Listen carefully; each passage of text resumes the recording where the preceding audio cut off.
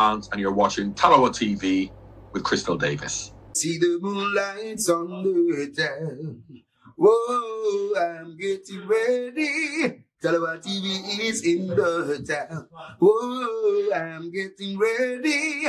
Got a corner on the telephone. Yeah, this is the Ocean of the Messenger, and you're watching Talawa TV with the host and Crystal Davis. Take it away. Bare problems. My studio is giving me bare problems. I do apologize. Sometimes you run into these little technical difficulties completely out of my control, stalled my live stream. So I do apologize to you guys for keeping you waiting. Before I forget my manners, however, good afternoon, good evening, possibly good morning, all depends on where you are in the world. Welcome back to another live stream. I hope you guys can hear me loud and clear. I always stumble over my words when I get excited to speak with you guys, and lately I've been really enjoying my live stream, so I apologize for stumbling over my words. I reckon I'm going to do a lot of stumbling tonight because I'm actually really excited, guys. As I said, I do love speaking with you guys, so lately I've been getting very excited. Hopefully it stays that way. If you're making your way home from work, I do hope that you make it home safe and unharmed, because walking through your doors is an underrated blessing. If you're on the graveyard shift, I do hope that you arrive at your destination safe and unharmed, and I hope that you do the same in the reverse as well. Good day to yourself. I hope you are in good health. I think it was on my last live stream, right? If I'm not mistaken. I hope you're well. I hope the family are all well. If you haven't hit the like button already, guys, please do go ahead and kindly hit the like button. It does not cost you a penny. Please do go ahead and hit that like button. If you're new to the channel, go ahead and hit the subscribe button.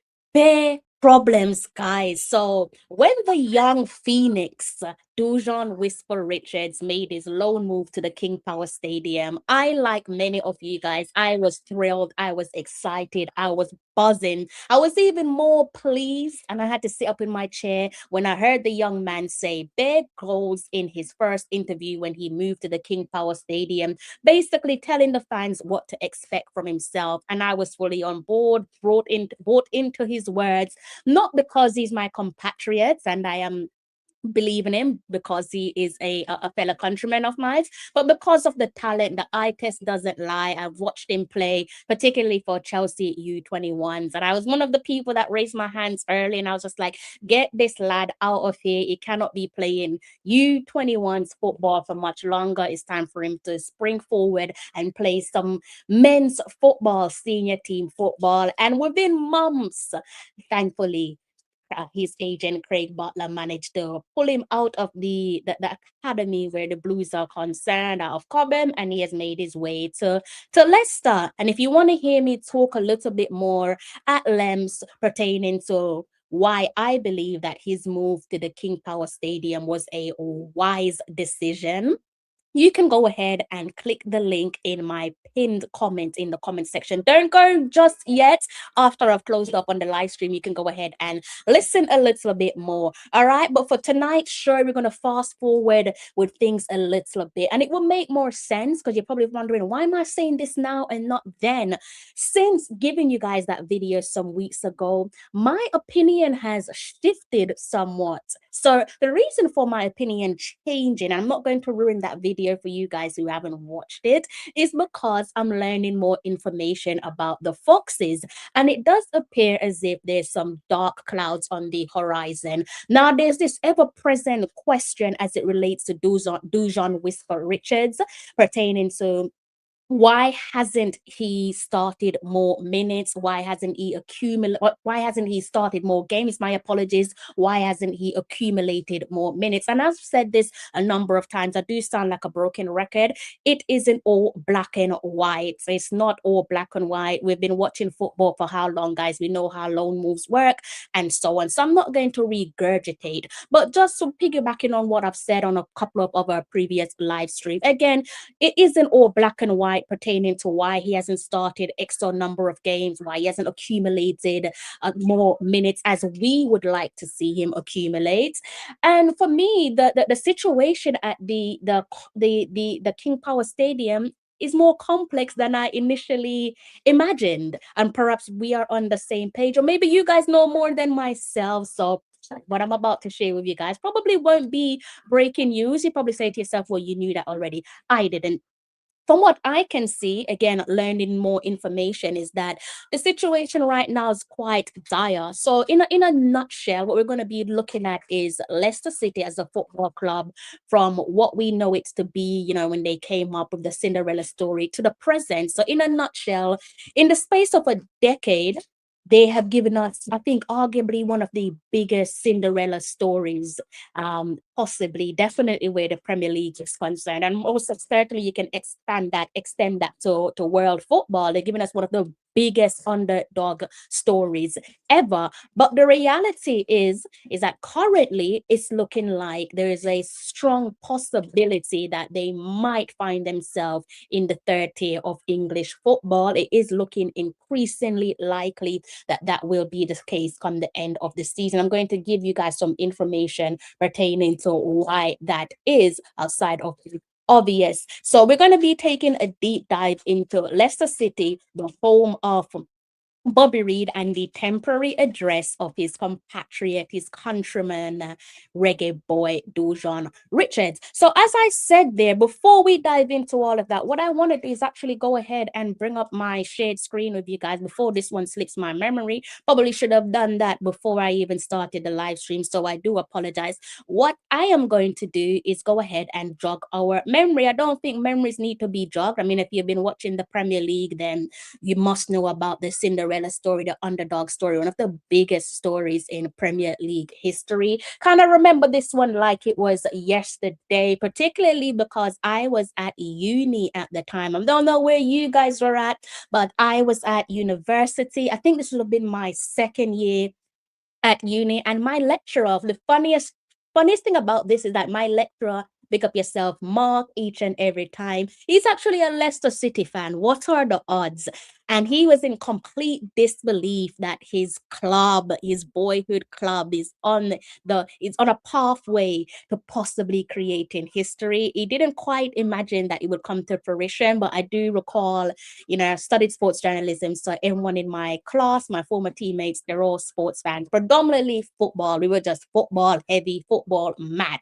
And this was be the every Monday morning we would come into uni, and this was like the main talking point. Are they going to do it, Mark? Mark don't want to jinx it. Mark's playing it cool. Mark's like, I don't know if they're going to do it. Lo and behold, they did go ahead and create some applaudable history. This is what you call proper Barclays, guys. Proper Barclays title winning moment. Again, I don't know where you guys are, but I'll give you guys a brief little rundown of where I was at uni, bang in my second year. And we do know the captain, fantastic, don't we? We do recognize the man standing next to the Tinker Man, that is former reggae boy Wes Morgan. And if you take a little glimpse at the back, you can see a young baby face, Damari Gray. He wasn't a reggae boy then, but nevertheless, he was still part of the title winning side. So we have Wes Morgan and a young baby face, Damari Gray, slotted right at the back. And those guys, they created history. And I think it's safe to say for Leicester City, they were a much loved club. Didn't like playing against them. I'm not gonna lie to you. During that period there where they were firing on all cylinders, all guns blazing, I weren't feeling playing against Leicester City, and I'm pretty sure we're all the same, right? Because as I said, loved by many. I think there were a team there that were loved by neutrals because we can't quite believe what was on the horizon, what would then come to fruition. And of course, some people were doing the hate along. They would rather Leicester City win it than any other team in the what you call the original top four, which has since been extended to the top six. If you're a Chelsea fan, you don't want to see Tottenham win it. You don't want to see Arsenal win it, vice versa. Man United fans wouldn't want Arsenal to win it. You get the gist. Liverpool, blah, blah, blah. Hence the Foxes being the neutral team that people just say, you know what, I rather you win it. And they did do it, and they did it with some world beaters, Kante. Oh my God, what a player. Mahrez, Jamie Vardy. You know, once Jamie Vardy is having a party and he's going up against your team, you're pretty much not invited, and 3 points is a must. And as I said, led by the Tinker Man himself. But unfortunately, much has changed since then. And we've kind of been watching from a distance. I'm sure you guys kind of know the story where Leicester City is concerned, you know, aside from their Premier League success, with the Premier League success, I should add to that, that they did play Champions League football. Again, these are some probably some wild expectations, wild dreams that I should think majority of their fan base never saw coming, but it did. The reason why they gave us this reason why you can call it the Cinderella story, the underdog story of all underdog story. And as I said, you know, since then, you know, tasted Premier League success, played Champions League football. We've seen them being relegated back to the championship. We saw them relegated back to the championship. Don't know about you guys, but when they went down to the championship, wasn't too upbeat because again, Leicester City isn't a club that I dislike. There are some clubs when they go down, I'm just like, thank God. Stoke City being one of them. I think Stokes is a personal thing with Stoke City.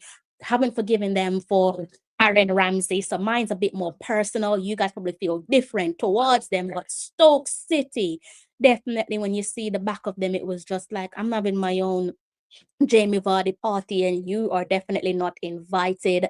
So they went down and they did something that was quite spectacular when they went down prior to the most recent relegation from the Premier League. So it says here, Foxes sail immediate return to top flight for the 2024-2025 season of the Leeds United were beaten at Queen's Park Rangers. And what that meant at the time is that Leicester City had previously secured automatic promotion back to the big time. So coming back to the Premier League after a 1 year absence. So when they went down again, I was pretty much, don't know about you guys, but hoping for more of the same, especially when they have our boy involved. And by our boy, I am obviously referring to Bobby Reid. You know how it goes wherever the reggae boys are playing or wherever the reggae girls are playing for their respective clubs.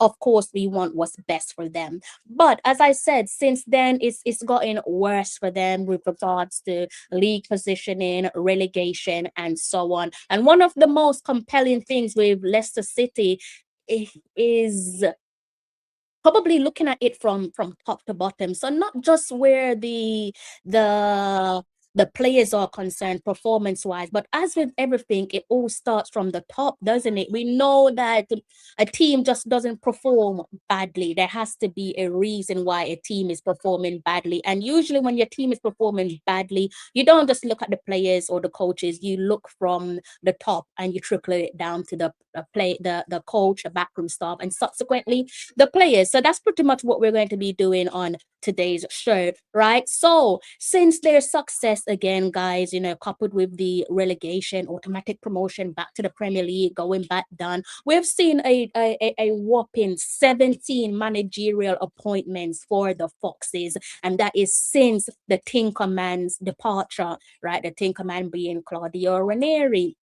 And since then, we've seen again 17 different managerial appointments. You can probably count Craig Shakespeare as one because when Claudio Ranieri moved on, he took over on an interim basis. Interim basis turned into a permanent basis. So you can count that as 16 or as 17, depending on how you interpret that one. So 17 managerial appointments spreading across interim and a permanent basis. So that to me does signal that something isn't quite right internally. I think that translates to a massive club in a devastating turmoil. Now, I'm no expert, and I'm sure you guys aren't experts as well. We don't know more than the clubs, we don't know more than the managers and so on. But I think it's safe to say that something isn't quite right where the club is concerned from top to bottom, because we know how it goes that, you know, when a manager moves on and a new gaffer comes into the fold, it is difficult for the club and subsequently the players to solidify an identity, because it's quite obvious that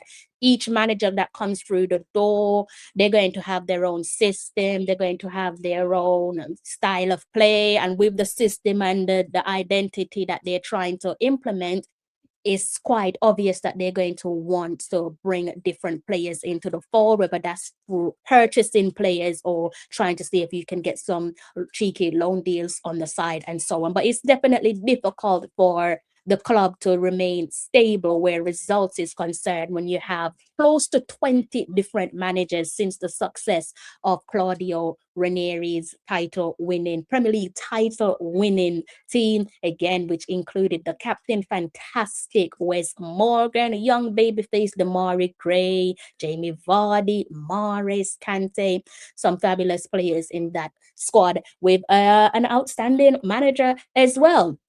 So, since then, guys, are a club that I think it's safe to say once had world beaters. I've already touched on a couple of their names, and I don't think much people can disagree with me with that. They definitely had some world beaters in their team. I remember my club once was previously linked with a move for Jamie Vardy, never happened, and we saw, I think they were also linked with Kante, but then Chelsea did what Chelsea does. Chelsea just say, enough of the long talking, put the money on the table, and he found himself at the bridge.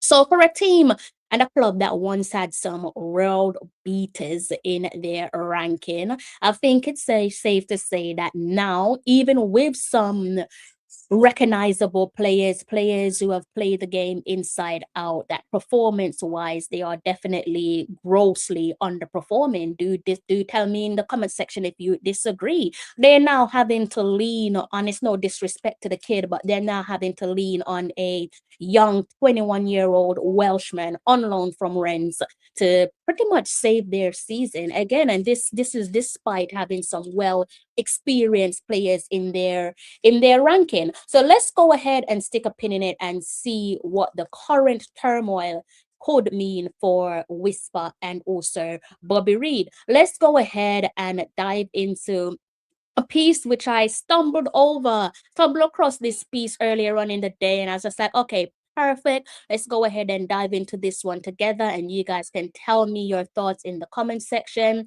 either when you're watching it live or possibly when you're watching it back on replay. All right, so let me go ahead and change my screen once more for you guys, and you can tell me your thoughts. I'm gonna actually take my eyes off the comment section. So if anyone drops anything in the comment section, of course, I'm not going to be able to see it because my eyes will be fixed somewhere else. All right. So if you say something and I don't respond, trust and believe that I am not ignoring you. I just can't see your comment section.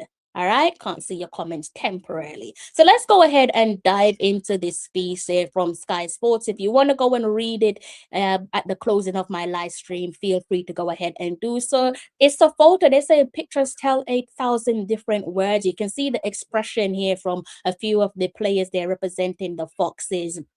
You can just see hands on your face. Another player here got his got his face in his shirt. Pretty much paint the picture of where the Foxes are currently. You can see a snapshot of their league position, so we'll touch on that in a short few. So it does say here that the Foxes fester the relegation zone in the championship, 2 points adrift of safety, a 6-point deduction, which the club are appealing. Now, we already went over the 6-point deduction, and I'm pretty sure even without me talking about the 6 points deduction, you must be aware of the 6-point deduction. We will touch on the 6-point deduction because there's further updates to that before we close off on the show. All right. So it does say here a 6-point deduction, which the club are appealing, has obviously not helped matters, but this is still a squad and a club that is performing well below expectation.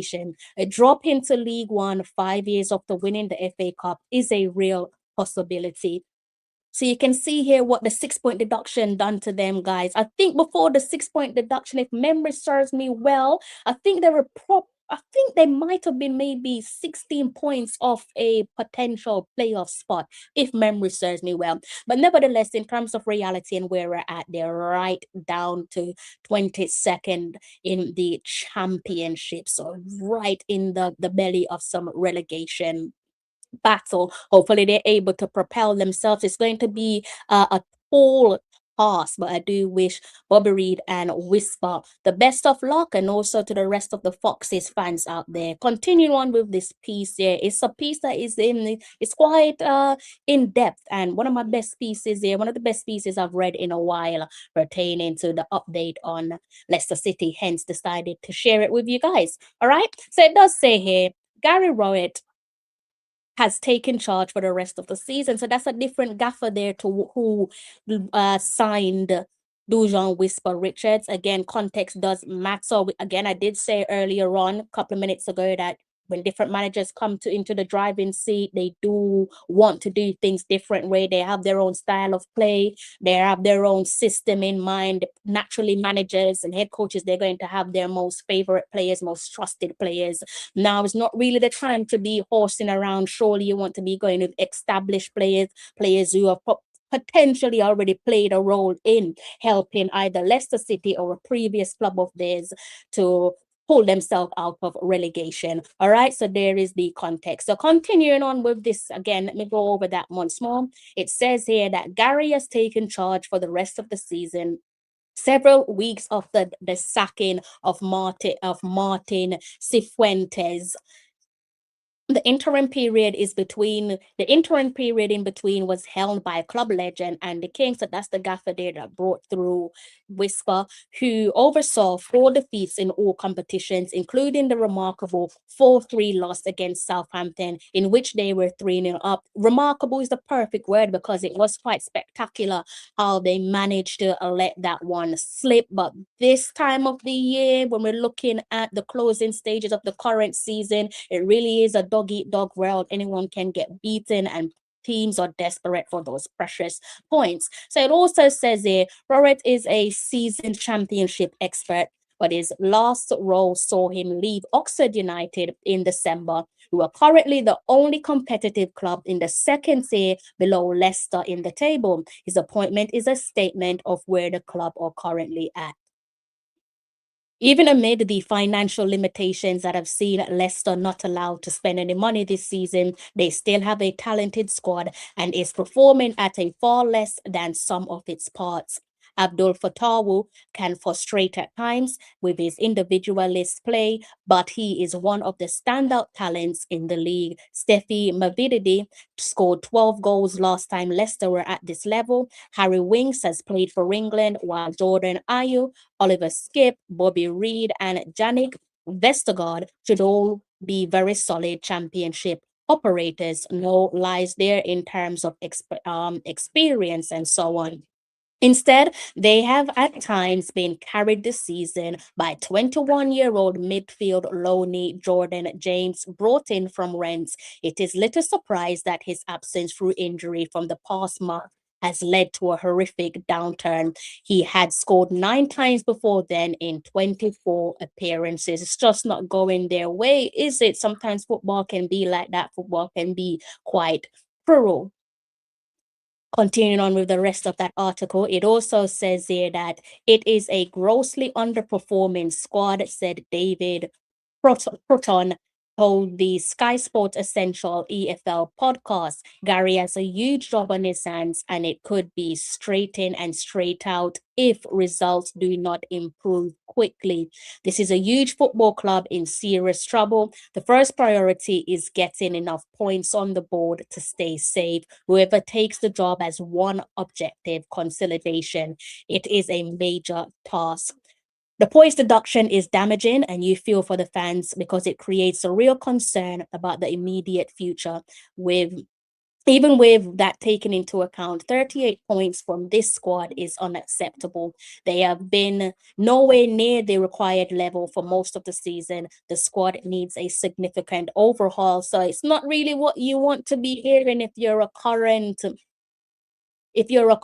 Leicester City player, is it? I'm pretty sure these are conversations there that will weigh on players' mind. Players already know what to do. They kind of know what to expect when you're talking about the possibility of your team being relegated. I trust that players and their representative, their agents, are already potentially looking for a new home, looking for a new club for if the club is relegated to the third tier of English football, they're going to be on some hefty wages. So naturally, the club will need to move them on, even if they don't want to move them on. For the sake of business, they most certainly will need to move them on. You can see, or you can go ahead and see our reggae boy Bobby Reid there in picture. I'm going to continue with the rest of the article, right? So again, if you have anything that you want to chime in on, do drop it in the comment section, and I will go ahead and pay attention to that before I close off on the show. All right, let me go back over to my piece. One moment here, guys. See, something just fell. Let me just do something quickly. Something's just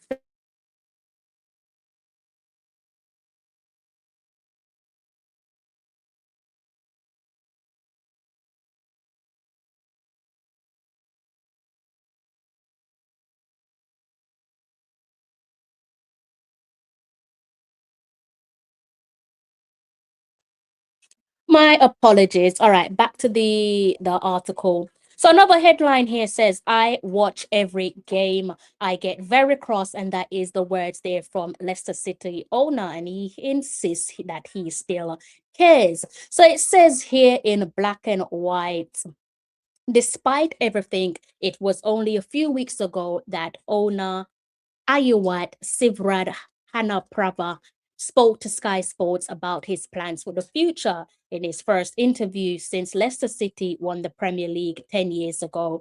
Kind of sound a little bit like silent Stan from Arsenal, but I allow you guys to go ahead and make your own mind up on that. And potentially Manchester United fans will probably say the same about their own owners. So it's no surprise there when owners keep quiet and don't really speak to the media. Not what you want, but it's not uncommon in football, unfortunately. So again, it says here in his first interview since Leicester City won the Premier League 10 years ago, and his first since his father, Vishay, was killed in a helicopter crash in the King Power Stadium car park in 2018. May his soul rest in peace. Kunatop Ayuwat, as he is known, likened the club to his son, saying he will not walk away and he is determined to get Leicester City back to the Premier League.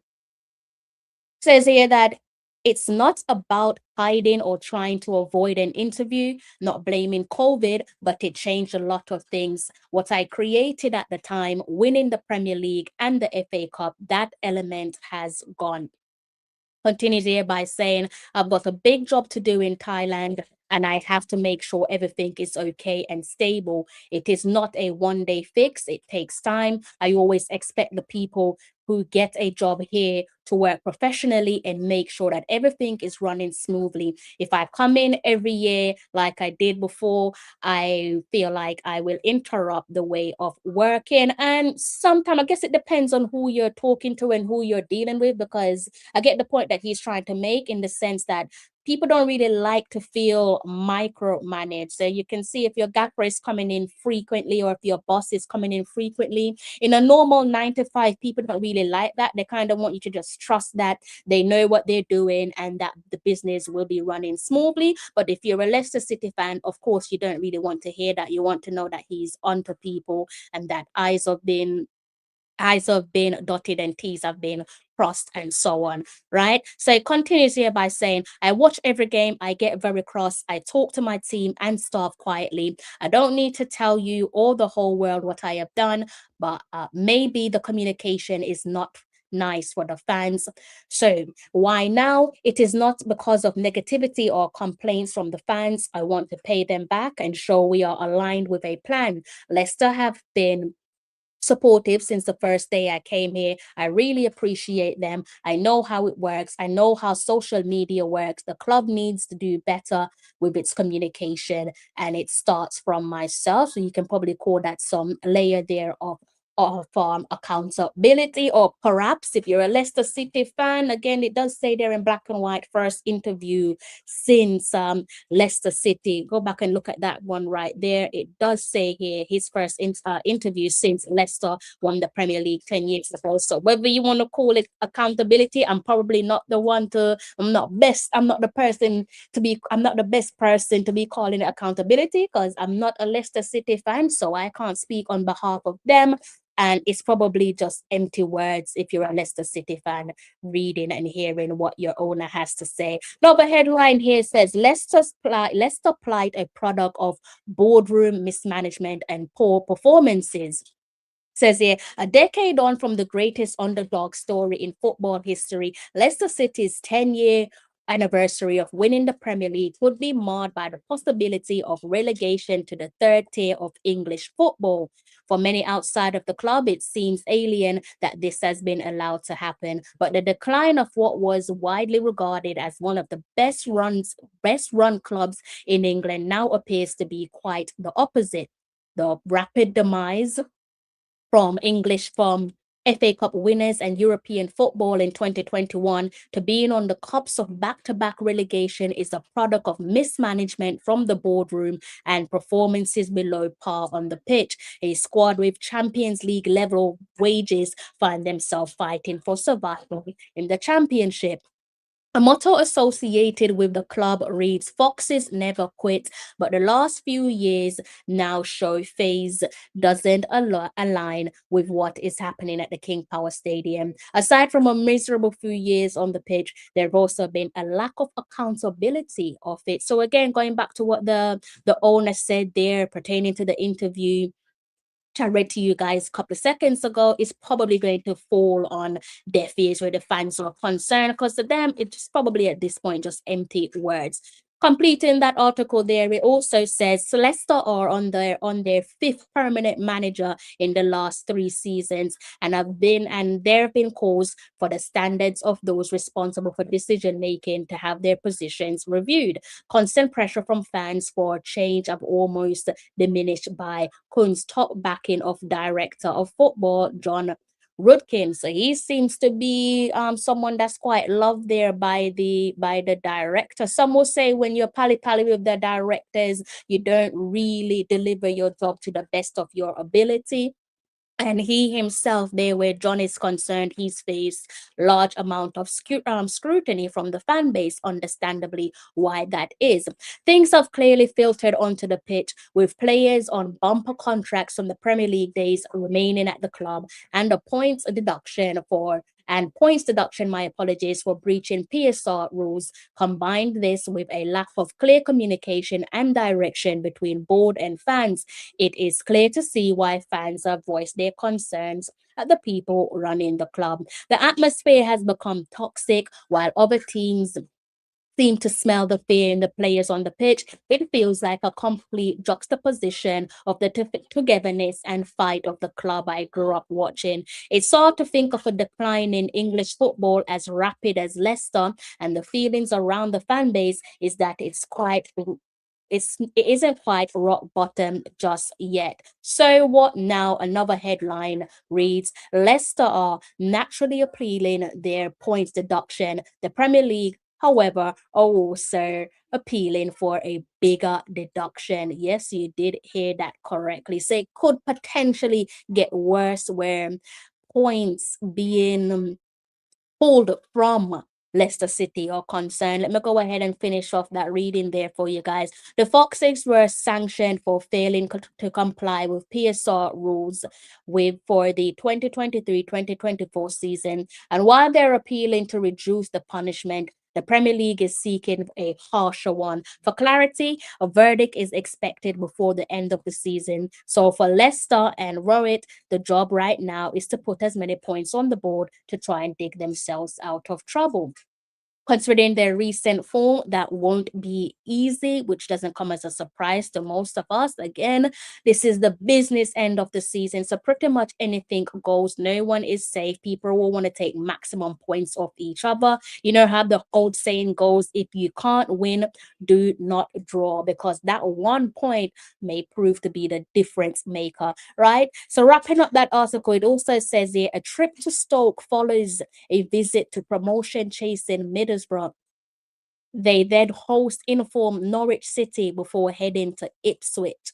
The talent is obviously there in the squad, but endeavour is solely lacking. Generally, it takes more than the latter than the former to get anywhere in the Championship. Leicester City were in League One 7 years before they won the Premier League, and it seems unthinkable that 10 years later they could end up right back there. But it has hurled its way into view as a genuine possibility this season. Let me know if you guys think, if let's think Leicester City will be relegated to the third tier, or if you think they will spring up on some miracle to save them from the drop. So with regards to Leicester City and how things could potentially get worse for them, let me reiterate there in case you didn't catch on.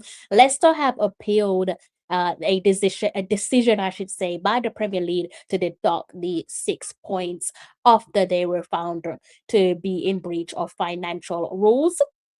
But it doesn't stop there. Unfortunately for them, the Premier League has also lodged its own appeal following the Commission's decision to not impose a sanction on the club for the late submission of its annual accounts. So now the Premier League has suggested that a further 1 point be deducted as a penalty. And 1 point at this point of the season where things aren't really going their way, where it's looking almost set in stone that they'll be relegated, 1 point definitely carries its weight in gold. They do say 1 is a lonely number, but as I said, at any given point of the season, especially when you're in the belly of the business end of the season, 1 does carry a lot of weight. I think we've been watching football for a long time here, guys, where we see titles have been won with 1 point being the decider. Let's hope and pray for the sake of Whisper and also Bobby Reid. I know for Whisper,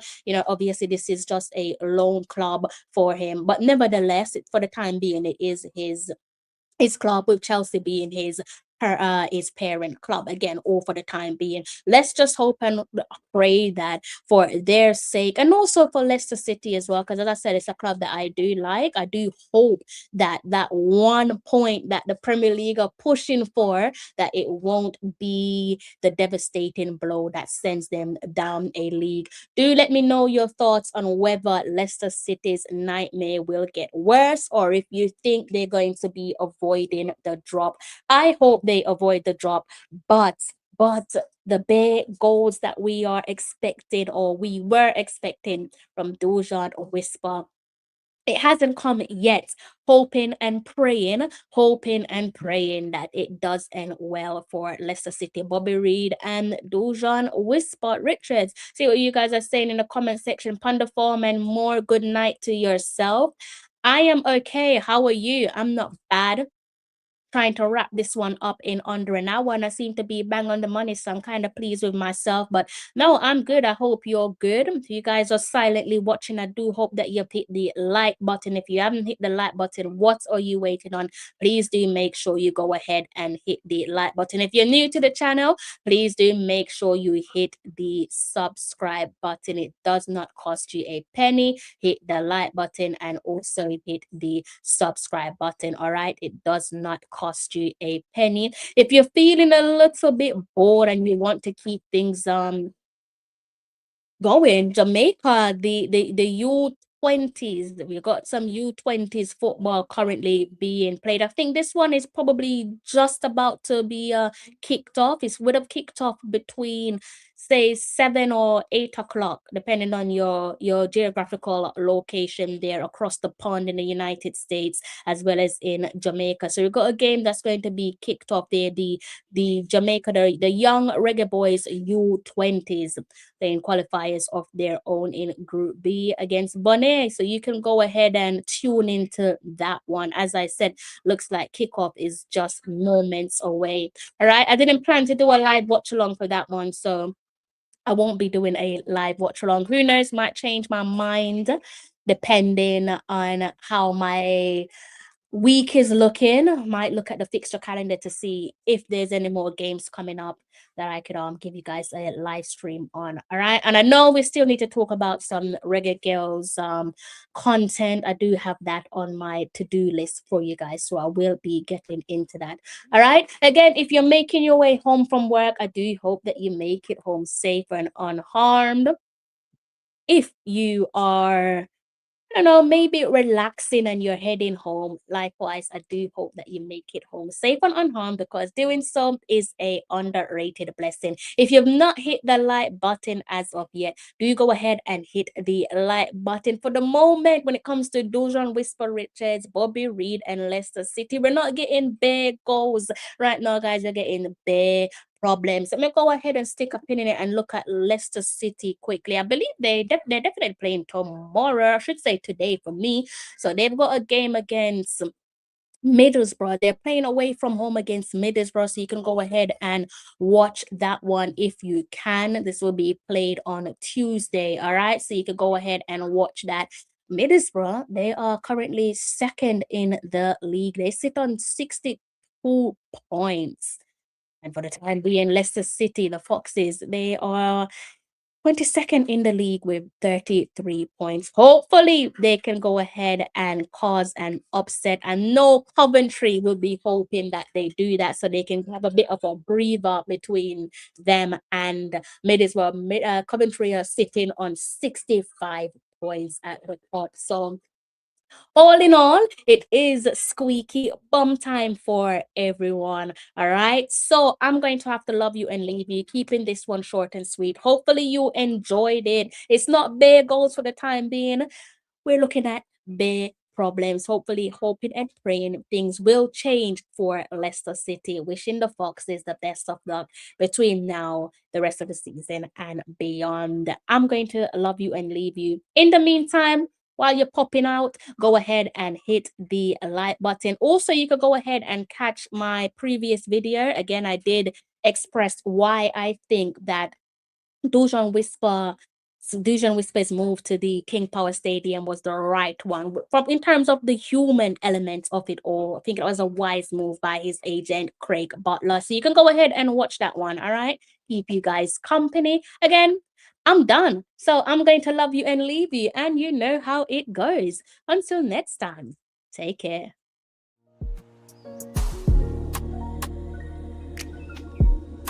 We built this out of love, out of pride,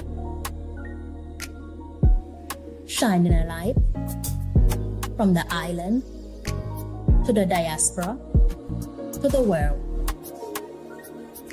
A golden beacon of sports, music, and everything in between. The very best of Jamaica. We little, but we Talawa.